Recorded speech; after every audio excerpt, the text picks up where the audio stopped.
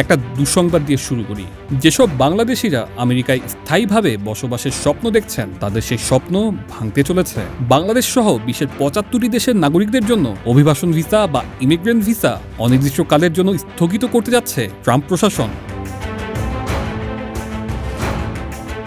যুক্তরাষ্ট্রের পররাষ্ট্র দপ্তরের একটি নথিতে এমন তথ্য জানিয়েছে গণমাধ্যমগুলো। আগামী ২১ জানুয়ারি থেকে এই নিয়ম কার্যকর হবে বলে জানা গেছে। প্রশ্ন হচ্ছে, অভিবাসন ভিসার প্রক্রিয়া স্থগিতের বিষয়টা কি, আর কেন এমন সিদ্ধান্ত নিল মার্কিন প্রশাসন, আর বাংলাদেশি আবেদনকারীরা এর ফলে কতটা সমস্যায় পড়তে পারেন।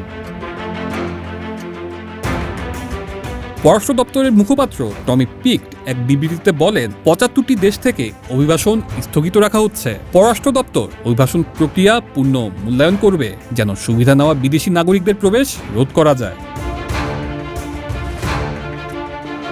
তবে এটি শুধু ইমিগ্রেন্ট ভিসার জন্য।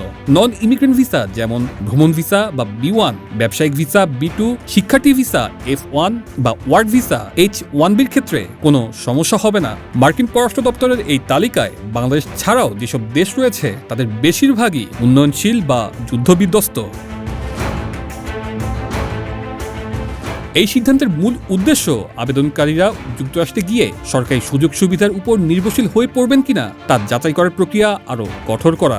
যুক্তরাষ্ট্র চায় না যে অভিবাসন প্রত্যাশীরা নিজেদের আর্থিক সক্ষমতা না বাড়িয়ে সরকারি সহায়তার দিকে ঝুঁকে পড়ুক। তারা আমেরিকান করদাতাদের উপর যেন বোঝা না হয়। অভিবাসীরা যেন নিজস্ব আর্থিক সক্ষমতা নিয়ে দেশটিতে প্রবেশ করেন, তা নিশ্চিত করতেই এই পদক্ষেপ।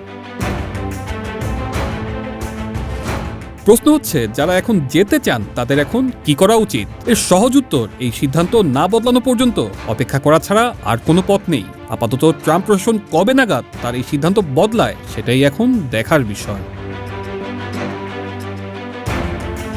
তানজিলুর রহমান তুষার, বৈশাখী সংবাদ।